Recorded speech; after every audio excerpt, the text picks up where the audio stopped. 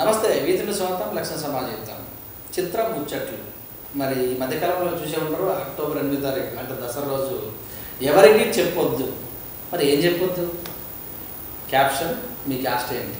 మరి ఈ సినిమాను తెరకెక్కించినటువంటి డైరెక్టర్ గారు, మరి ఆయన ఎడిటర్ కూడా పనిచేశారు, బసవశంకర్ గారు ఉన్నారు. వారిని అడిగి ముచ్చటిద్దాం. నమస్తే సార్. నమస్తే. ఎలా ఉన్నారు? బాగుంది. మీరు ఎలా ఉన్నారు? Super sir. చూసినట్టయితే కొత్త క్యాప్షన్, క్యాస్ట్ తోటి ముడిపెడుతుంది. క్యాస్ట్ అంటే తెలిసే అందరికీ, మాది అది మాది ఇది, మా కులం గురించి మాట్లాడితే ఇట్లా, మా కులం వెళ్ళి చేస్తే ఇట్లా, ఇక్కడ కూడా అవంతరాలు లేకుండా ఎవరి మనసును ఒప్పించకుండా ముందు తీసుకొచ్చారు. అసలు మీ స్టోరీ ఎలా రాసుకున్నారు? ఎందుకు ఇటువైపు వచ్చింది కథ? నేను డైరెక్టర్ అవుదాం అనుకున్నప్పుడు రామ్ కామ్ అంటే ఒక లవ్ స్టోరీ, దానిలో ఒక ఇంట్రెస్టింగ్ ప్రాబ్లం, దానికి ఒక మంచి నైస్గా ఫన్గా వెళ్ళే స్టోరీ అయితే కరెక్ట్ ఫస్ట్ సినిమా కథ చేస్తే మంచి బ్రేక్ వస్తుంది. ఆ తర్వాత ఇంకా వేరే చేయొచ్చు అని చెప్పి అనుకున్నాను. ఇది బడ్జెట్ కూడా తక్కువ ఉంటాయి, ఇట్లా లవ్ స్టోరీ అనేది అనుకున్నాను. సో అనుకున్నప్పుడు ఒకటే ఆలోచించాను, జనరల్గా లవ్ స్టోరీస్కున్న మన చుట్టుపక్కల ఉన్న వాళ్ళు love stories, real life love స్టోరీస్లో ఉండే మేజర్ ప్రాబ్లం, మెజారిటీ వాళ్ళకు ఉన్న ప్రాబ్లం క్యాస్ట్ ప్రాబ్లం. ఇంకా అదే అనిపించి ఇంకా దాని మీద ఆలోచించి చాలా హోంవర్క్ చేసి అవన్నీ చేసి లాస్ట్కి ఒక ఇంట్రెస్టింగ్ స్టోరీలు అనేది అయిన తర్వాత ఇంకా రాయడం మొదలుపెట్టాను. ట్విస్ట్లు అవి అన్నీ ఇంకా మంచి డ్రామాటిక్గా ప్యాకేజ్ తీసుకోవడానికి ఒక 6 months పట్టింది. దట్స్ అలా చేసేసి. అయితే ఇంతమందికి ఎక్కడ డైరెక్షన్ డిపార్ట్మెంట్లో ఎక్కడ చేసి అసిస్టెంట్ డైరెక్టర్గా నేను చాలా సినిమాలు పనిచేసాను. ఇంకోసారి బిస్కెట్, అంతకుముందు ఒక సినిమా, తర్వాత రన్ రాజరన్, తర్వాత పెళ్లి చూపులు, వీటన్నిటికీ వర్క్ చేసి పెళ్లి చూపులు షూటింగ్ అయిపోగానే ఇంకా రాయడం స్టార్ట్ చేశాను ఈ స్క్రిప్ట్. ఆ పెళ్లి చూపులు రిలీజ్కి ముందే స్క్రిప్ట్ అయిపోయింది యాక్చువల్లీ. ఓకే.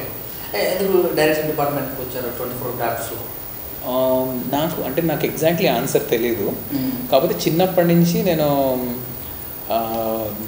గల్లీలో వాళ్ళందరూ ఫ్రెండ్స్ అందరూ గ్యాదర్ చేసుకొని వాళ్ళకి ఏవో తెలియకుండా ఏవో స్టోరీస్ చెప్తూ ఉండేవాడు అనమాట. నిజంగా జరిగినాయి కాదు అవి. అంటే నా ఫ్రెండ్ ఒకడు ఉండేవాడు, వాడు ఏదో ఇట్లా ఇట్లా దయ్యం వచ్చింది, అది వచ్చింది, అది వచ్చింది అని వాడు చెప్పేవాడు.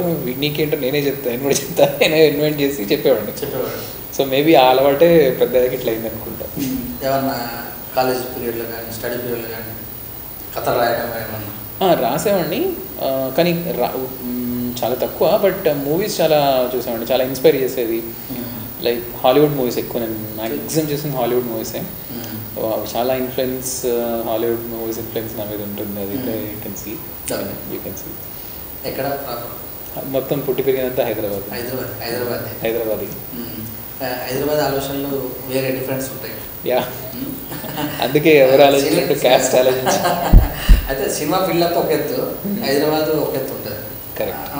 మరి ఇక్కడ మీరు జాగ్రత్తలు ఎలా తీసుకోండి? తెలంగాణ ప్రాంతం నేను జాగ్రత్త ఏమీ తీసుకోలేదు. నాకు నాతో పాటు పనిచేసే వాళ్ళందరితో కంపేర్ చేస్తే నాకు ఒక అడ్వాంటేజ్ ఉండేది. ఇక్కడ ఇల్లు ఉండేది. వేరే అసిస్టెంట్ డైరెక్టర్లు వాళ్ళందరూ ఎక్కడి నుంచో వచ్చి, వేరే టౌన్స్ నుంచి వచ్చి ఇక్కడ సెటిల్ అయ్యి ఇక్కడ ఉండేవాళ్ళు. సో నాకు ఇది ఒక ఉండేది. అండ్ నా మైండ్ కూడా, అంటే బీయింగ్ ఏ హైదరాబాదీ, ఇక్కడ కాస్త కాన్ఫిడెన్స్ ఉంటుంది ఇక్కడ మనకి, అండ్ కాస్త లోకల్ ఫీలింగ్ ఉంటుంది కదా. సో కొద్దిగా ఎక్కువ చాలా స్కూల్ థింగ్ లాగా ఉంటుంది. అయితే రియల్గా చూసినట్టయితే తూగో పాగో కృష్ణ వాళ్ళే ఎక్కువ ఈ ఫీల్డ్లో, అందరికి తెలిసిన విషయమే. ఇంకా బాగా ఆ ప్రజలలో నానుకొని ఉందంటే ఒక 2-3 ఫ్యామిలీలు మాత్రం బాగా డామినేషన్ చేస్తున్నాయి. మరి హైదరాబాద్ ఎలా నెట్టుకొచ్చారు ఈ యొక్క సినిమా రిలీజ్లో? నెట్టుకు రావడం అన్నంత సిచ్యువేషన్ కూడా లేదండి. యాక్చువల్లీ నాతో అన్నారు, మా పేరెంట్సే అన్నారు, అక్కడ క్యాస్ట్ ఫీలింగ్ ఉంటుంది ఫిలిం ఇండస్ట్రీలో, అది ఉంటుంది, డామినేట్ చేస్తారు హీరోలు, డైరెక్టర్లు, అవ్వనివ్వరు, మనం ఏదో చిన్న చిన్న జాబులు చేసుకోవాలి కానీ ఇట్లాంటివి కుదరవు అంటే నేను ఫస్ట్ కొద్దిగా ఫీల్ అయ్యాను, అంటే భయపడ్డాను. తర్వాత నాకు అసలు ఎక్కడ ఒక్కసారి కూడా నేను ఫిలిం ఇండస్ట్రీలో ఉన్న టైం మొత్తంలోనూ ఒక్కసారి కూడా క్యాస్ట్ అనేది నాకు ఇష్యూ కాలేదు.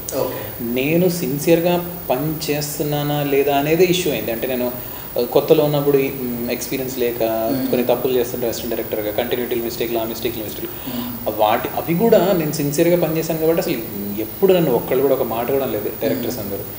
అండ్ దెన్ తర్వాత ఇంకా ఎఫిషియెంట్గా మంచిగా పనిచేయడం మొదలుపెట్టిన కాడి నుంచి అసలు వాళ్ళు అదే చూసేవాళ్ళు కానీ ఇంకా అసలు ఇంకేదీ లేదు. ఇన్ఫ్యాక్ట్ బ్రాడ్ సెన్స్లో చెప్పాలి అంటే ఫిలిం ఇండస్ట్రీలో డబ్బు పిచ్చి ఉంది కానీ క్యాస్ట్ పిచ్చి కానీ ఏ పిచ్చి లేదు నాకు తెలిసి.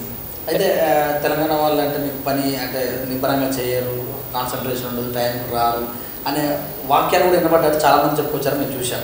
మరి ఇలాంటివి ఎప్పుడైనా మీ దృష్టికి వచ్చినాయి? నాకైతే లేదు. ఎందుకంటే నా నా నా సర్కిల్లో అసిస్టెంట్ డైరెక్టర్స్ అందరిలోనూ తెలంగాణ వాళ్ళు ఉన్నారు, ఆంధ్రలో ఉన్నారు, తూగు వాళ్ళు ఉన్నారు, వేరే వాళ్ళు అందరూ, హైదరాబాద్ వాళ్ళు కూడా ఒకళ్ళిద్దరు ఉన్నారు. అందరికీ ఈక్వల్ రెస్పెక్ట్ ఉంటుంది. ఈక్వల్ ఎవరైతే మంచిగా పనిచేస్తారో వాళ్ళకి ఎక్కువ రెస్పెక్ట్ ఉంటుంది. సో మంచిగా పనిచేయని వాడు ఇక్కడ వాడైనా అక్కడ వాడైనా వాళ్ళకి నిజంగా వాల్యూ ఉండదు అక్కడ. నిజమండి. అండ్ ఇంకొకటి ఎఫిషియెంట్గా పనిచేసే వాళ్ళు ఎక్కడున్నా వదులుకోరు, ఫోన్ చేసి మరీ పిలుస్తారు. అదైతే అది దట్స్ అ ఫ్యాక్ట్. అండ్ ఇంకొకటి దానికంటే కూడా పవర్ఫుల్గా పనిచేసేది, ఇప్పుడు ఒక మనిషి ఉన్నాడు, అతను ఎక్కడ వాడనేది పక్కన పెడదాం, అతని వలన మనకి డబ్బులు లాభం ఉంది అంటే మాత్రం ఈ గసలు వదిలిపెట్టు. అంతే. అలానే తరుణ్ కూడా డైరెక్టర్ అయ్యాడు, మీకు తెలుసు కదా. తరుణ్ డైరెక్టర్ అయ్యాడు, successful director. And like Tarun Bhaskar fellowship. రాకేష్కి నాకు ఒక కామన్ ఫ్రెండ్ వలన కలిసాను అంతగాని.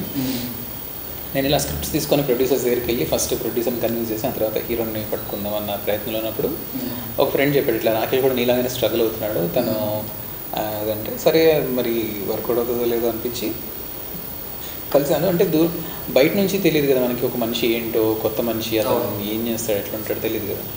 కలిసిన తర్వాత నాకు ఒక చాలా హార్డ్ వర్కింగ్ తను, చాలా డిసిప్లిన్డ్, చాలా ఇంకా ఇంపాసిబుల్ అలాంటి అంత హార్డ్ వర్కింగ్ అండ్ డిసిప్లిన్, అంత సూపర్ టాలెంటెడ్ దొరకడం అలా అనిపించి ఇంకా ప్రీ రిలీజ్ ఈవెంట్లో బాగా ఎమోషనల్ అయినట్టు కూడా తెలుస్తుంది. రాకేష్ అయితే చాలా, అండ్ కొద్దిగా తను చాలా సాఫ్ట్ హార్టెడ్ పర్సన్. అంటే కాస్త నేనంటే కాస్త రఫ్ అండ్ టఫ్ హైదరాబాద్లో తెలుసు, ఎక్కడికి వెళ్ళినా మనం కాస్త గట్టిగానే ఉంటాము. తను చాలా యూనో సాఫ్ట్గా పెరిగి సున్నితంగా ఉన్న సిచ్యువేషన్లో ఉండేవాడు తను. అండ్ తనకి చాలా సంవత్సరాలు 10 years. అండ్ ఎలా అంటే చాలామంది బాగున్నా అంత బాగానే ఉంది కానీ విలన్గా అనేవాళ్ళు. అలా విలన్ 10 సార్లు అనేసరికి ఎంత కాన్ఫిడెన్స్ ఉన్నవాడికి, అందంగా ఉన్న వాళ్ళకైనా అనిపిస్తుంది కదా. శ్రీదేవిని కూడా మనం ఎవరన్నా అందగత తీసుకొచ్చి 4 సార్లు నల్లగున్నావు. సో పాపం అలా తను చాలా స్ట్రగుల్ అయ్యాడు. తనలో ఒక హీరోని చూడలేక, అండ్ హీరోగా అనుకున్నవి 2-3 స్టార్ట్ అయ్యి ఆగిపోయి అలాంటివి జరిగాయి. సో అవన్నీ తను ఆ రోజు అక్కడ అన్నీ గుర్తొచ్చాయి. సో నాకైతే ఒకటి అనిపించింది, రాకేష్ తన ఫ్యూచర్ ఏంటి, నా ఫ్యూచర్ ఏంటి, సినిమా ఫ్యూచర్ ఏంటి, ఇవన్నీ పక్కన పెడితే యాజ్ ఎ పర్సన్ తను నాకు బాగా నచ్చాడు. కాబట్టి తను ఎలాంటి సిచ్యువేషన్లో ఉన్నా, నేను ఎలాంటి situation I will always be his friend అని నేను ఫీల్ అయ్యాను. అది చెప్పాను తను.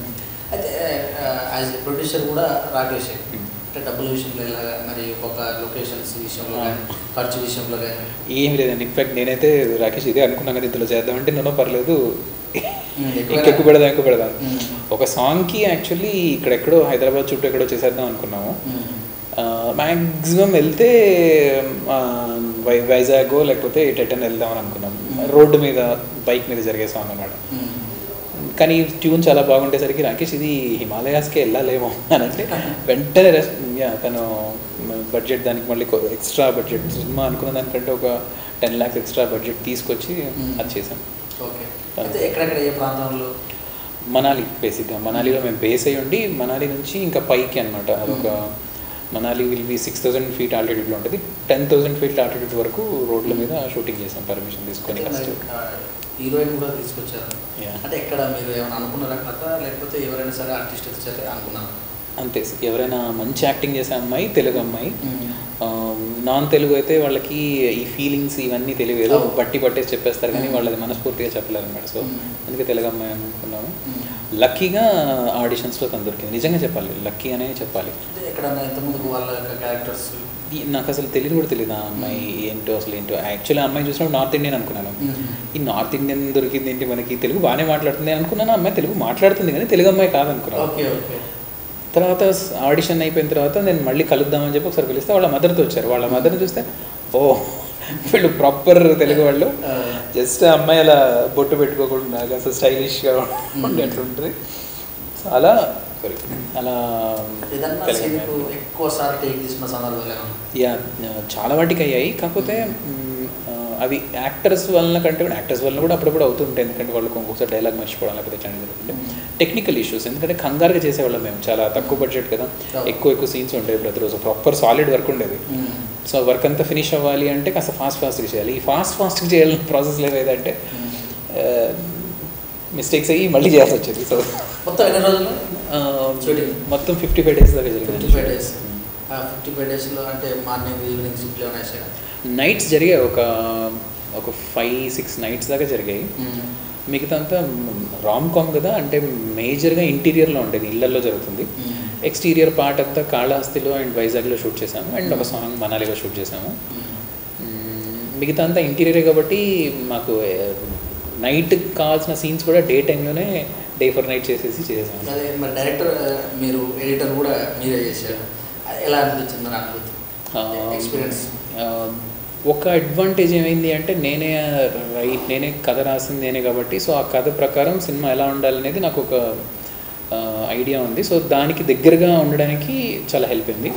కాకపోతే జడ్జ్మెంట్ ఉండదు అనమాట మనకి, అంటే ఈ సీన్ ఎంత లెంగ్త్ ఉండాలి అంతకంటే ఎక్కువ ఉండడం, లేకపోతే కొన్ని సీన్స్ అవసరం లేకపోయినా మైండ్లో మనం ఫిక్స్ అయిపోయాం కాబట్టి అట్లా ఉంచేస్తాం.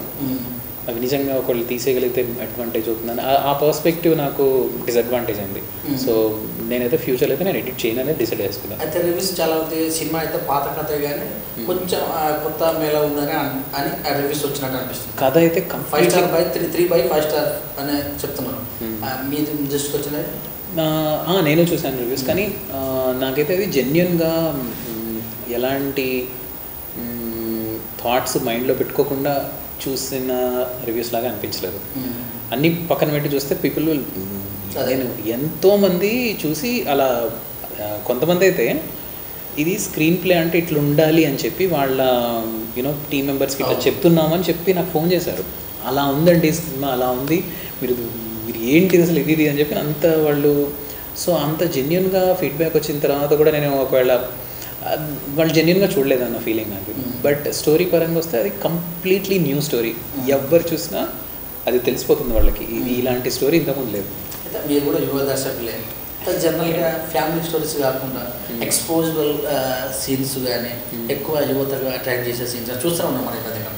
అటువైపు వెళ్తారు, మీరు ఇటువైపు వెళ్ళడానికి? నేను అలా నేనైతే చేయను, ఎందుకంటే ఒక ఫీమేల్ బాడీ మీద సినిమా టికెట్లు ఆర్ సినిమా రన్ చేయాలి అన్నదంటే నేను చేతగాని వాడిననే అర్థం. నేను తెలివితోటి మంచి రైటర్స్ని మంచి కథ తీసుకొని చాలా ఇంట్రెస్టింగ్గా జనాల్ని ఇలా థియేటర్లో అన్నీ మర్చిపోయేలాగా చేయగలిగితేనే నాకు సాటిస్ఫాక్షన్ ఉంటుంది. డబ్బులు పేరు ఇవన్నిటికంటే కూడా ఇలా ఫోన్ చేసి ఎవరన్నా ఇలా చెప్తుంటే అది ఎంత సాటిస్ఫైయింగ్గా ఉందంటే ఆ సాటిస్ఫాక్షన్ కోసం నేను బతికేది. సో థియేటర్లో అయినా నేను వెనకాల నుంచి చూస్తుంటే అప్పుడప్పుడు ఎక్కడైనా షోస్ అవుతుంటే నేను అప్పుడప్పుడు వెళ్తున్నా బయట.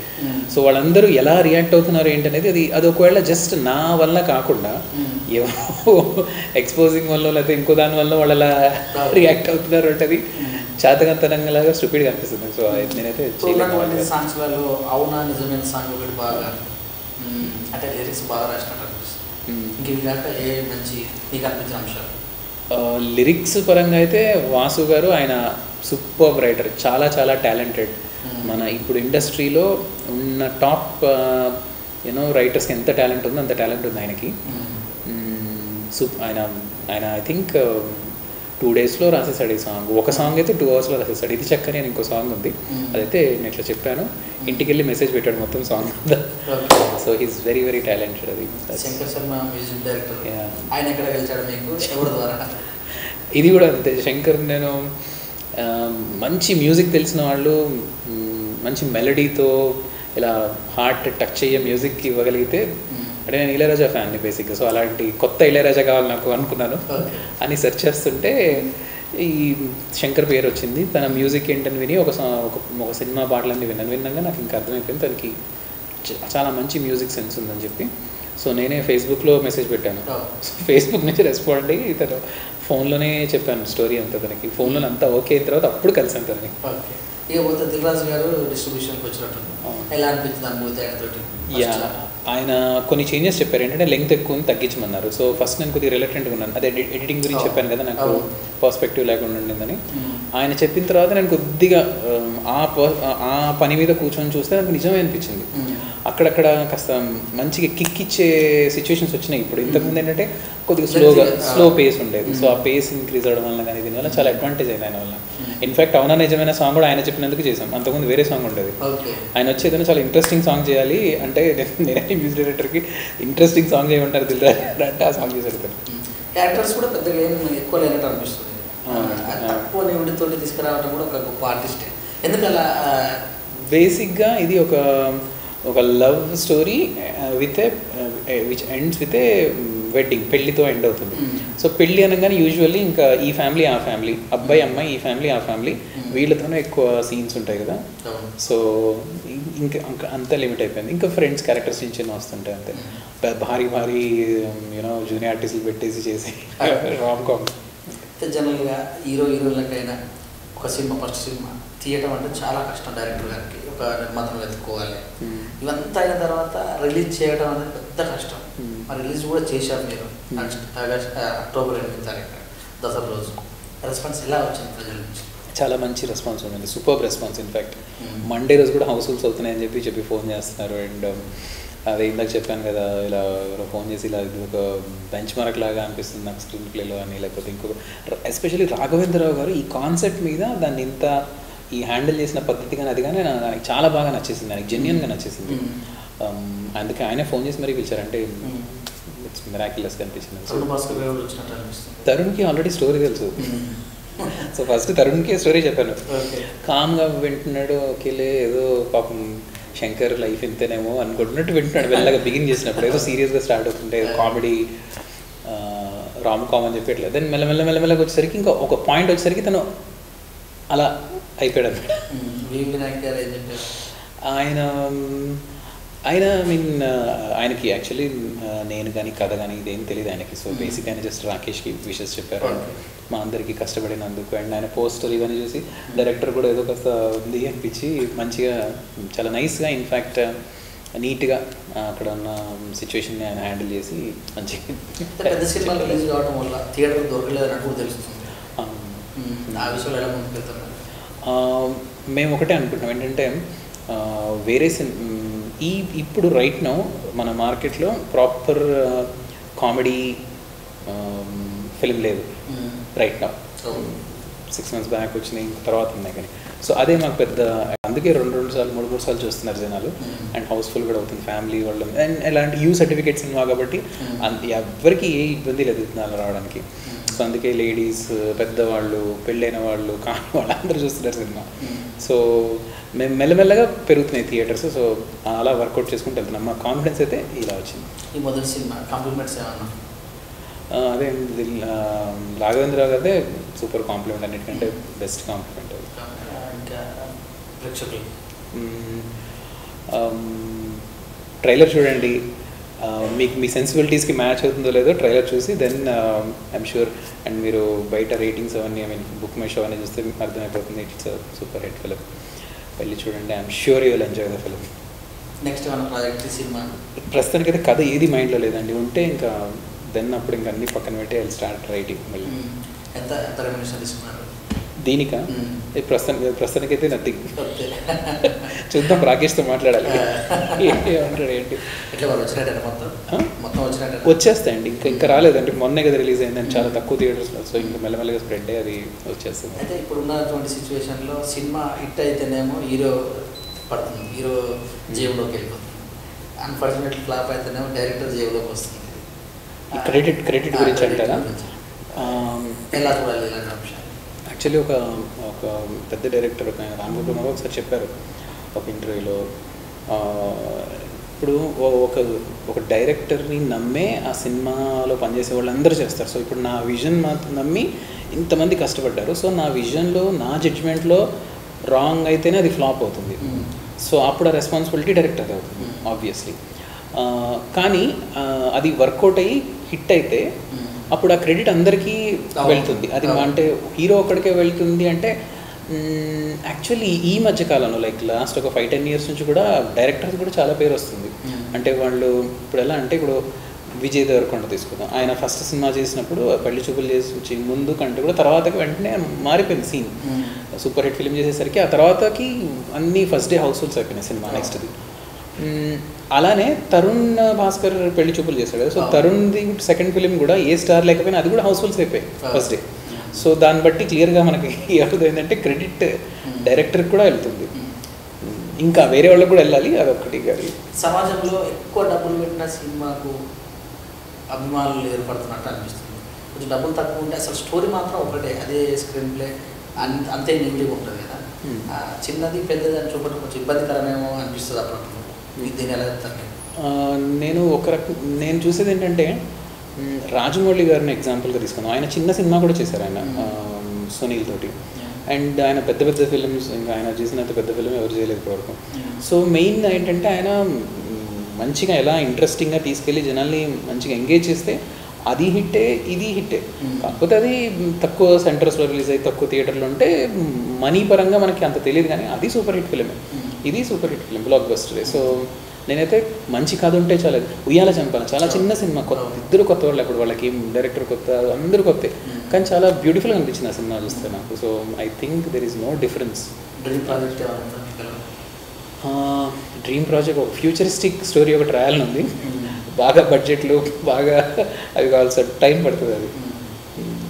ఇంకా ఏమన్నా కొత్తగా ఆలోచనలతో ఇదే ప్రస్తుతానికి ఈ నెక్స్ట్ వర్క్ చేయబోయేది అయితే నాకు ఐడియా అయితే ఏం లేదు, సెంట్రల్ పాయింట్ కూడా లేదు, ఏం లేదు. ఉంటే ఇంకా మంచిగా నేను రాయడం స్టార్ట్ చేస్తాను. మీకు నచ్చిన డైరెక్టర్? నాకు డైరెక్టర్స్ అంటే రామ్ గోపాల్ వర్మ, మణిరత్నం, శేఖర్ కపూర్. హీరో తెలుగులో పవన్ కళ్యాణ్ గారు, మహేష్ బాబు అండ్ జూనియర్ ఎన్టీఆర్. అన్నీ చూడండి అప్పుడప్పుడు, అంటే కాస్త పేరు వచ్చినాయి అంటేనే చూస్తాను, లేకపోతే ఇంట్రెస్ట్ రాదు అంతే. ఇంకా జనరల్గా తెలంగాణ వాళ్ళు అంటే రియల్ ఎస్టేట్, పాన్ షాపులు అని డిఫరెంట్గా అలా ఏం లేదండి. నేను ఈ మధ్యకాలంలో ఎస్పెషల్లీ లాస్ట్ 5-10 yearsలో నేను వర్క్ చేసిన ఇద్దరు డైరెక్టర్లు తెలంగాణ వాళ్ళే. And Vijay Deverakonda Telangana. I think దానికి రీజన్ చాలా బేసిక్ రీజన్ ఉండేది. అంటే తెలంగాణలో ఈ నిజాం పరిపాలన అట్లా ఉండడం వల్ల చాలా పాతకాలం నుంచే అసలు ఎగ్జిస్టెన్స్కే స్ట్రగుల్ ఉండేది. సో సినిమా అనేది లగ్జరీ. ఇప్పుడు ఆంధ్ర సైడ్ ఏంటంటే బాగా పంటలు పండి ఫుల్ అందరూ కదా మంచిగా, వాళ్ళకి ఇలాంటి ప్రాబ్లమ్స్ ఏమీ లేవు. ఇక్కడ తెలంగాణలో ప్రాబ్లమ్స్ ఏమీ లేవు. లేకపోయేసరికి ఏంటంటే అక్కడ కాస్త తొందరగా డెవలప్ అయింది, ఇక్కడ కాస్త డెవలప్మెంట్ రావడానికి టైం పట్టింది. అండ్ సినిమా అనే లగ్జరీకి వెళ్ళడానికి ఇంకా టైం పడుతుంది. సో అందుకు డిఫరెన్స్ అంతే, కానీ క్రియేటివ్ పీపుల్ అన్ని చోట్ల ఉంటారు.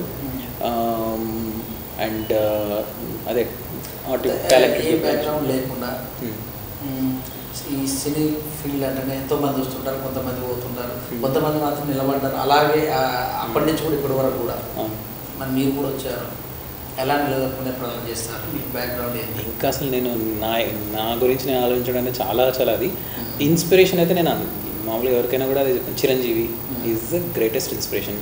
అతను నెగిటివ్ రోల్స్ చేసుకుంటూ చాలా డార్క్ కాంప్లెక్షన్ తోటి జుట్టు ఇట్లా వేసుకొని ఆయన లైక్ 30-35-40 years బ్యాక్ అలా వచ్చి ఈ రోజుకి ఆయన పెద్ద ఇంత పెద్ద స్టార్గా ఉన్నాడు అంటే that is a great inspiration. అలా కష్టపడాలి, అలా మన మీద మనకు నమ్మకం ఉండాలి, అంత టాలెంట్ కూడా ఉండాలి. టాలెంట్ కూడా చాలా చాలా ఇంపార్టెంట్, ఉట్టి కష్టపడితే కూడా కాదు. సో మంచి టాలెంట్ ఉండి అలా కష్టపడడానికి రెడీ అయితే ఇంకా సూపర్. అదే నాకు చక్కటి విషయాలు. మరి మీరు నిజంగా కూడా ఇంకా సక్సెస్ఫుల్ కావాలని, ఎన్నో సినిమాలు తీయాలని, చాలా మంది కూడా ఉపాధి కల్పించాలని మనస్ఫూర్తి కోరుకుంటూ, మీ సినిమా ఇంకా కూడా మీరు అనుకున్న దానికంటే ఎక్కువ ఆడాలని కోరుకుంటూ. ఇదండి మరి ఎవరికి చెప్పొద్దు డైరెక్టర్ బసవశంకర్ గారు చెప్పినటువంటి విషయాలు. మరి నేను తెలంగాణ ప్రాంతం అయినప్పటికీ కూడా అక్కడ ఏ క్యాస్ట్ ఫీలింగ్స్ లేదు, కానీ నేను క్యాస్ట్ సినిమా ఎన్నుకోవడానికి కారణం ఏంటంటే అది మీ సినిమా చూస్తేనే అర్థమవుతుంది అనేది ఒక కాన్సెప్ట్ తీసుకొని వచ్చారు. మరి చూస్తున్నాను కెమెరామ్యాన్ క్రాంతితో నిశ్వేదించాను.